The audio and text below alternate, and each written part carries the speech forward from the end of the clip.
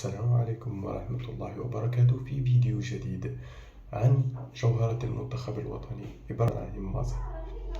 لنعطيكم الحقيقة بالأرقام، مازا لعب 405 دقائق حسب موقع سوفا سكور هذا الموسم، ورغم قلة الدقائق قدم مردودا أفضل من لاعبين عندهم 1000 مباراة، ليس 1000 مباراة بل 1000 دقيقة. الإحصائية تقول أن مازا كل 200 دقيقة يسجل هدف، وهذا بالنسبة للاعب صغير في السن في نادي جديد لا يمنح له دقائق كبيرة، هذا شيء كبير.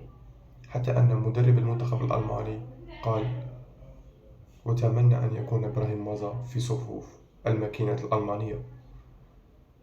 يعني أننا اكتسبنا جوهرة رغم تصريحاته السابقة، لكننا اكتسبنا جوهرة لا تقدر لمازا 3 ميزات، وهي التحرك بدون كرة. كما ترون هنا الخريطة الحرارية تظهر تنقل كبير على الجهة اليمنى والدخول نحو المرمى. لاعب مباشر، لاعب يهاجم بسرعة ويبحث دائما عن التقدم للأمام، بالضبط ما نفتقده في المنتخب الوطني الجزائري. مازا عنده انضباط كبير جدا سواء داخل الملعب أو خارج الملعب.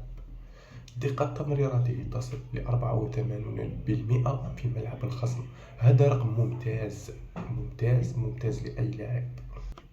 المنتخب اليوم يحتاج جناح أيمن بعد كبر سن رياض محرز، عنده السرعة المباشرة والجرأة مثل إبراهيم مازا، يمتلك هذه الصفات.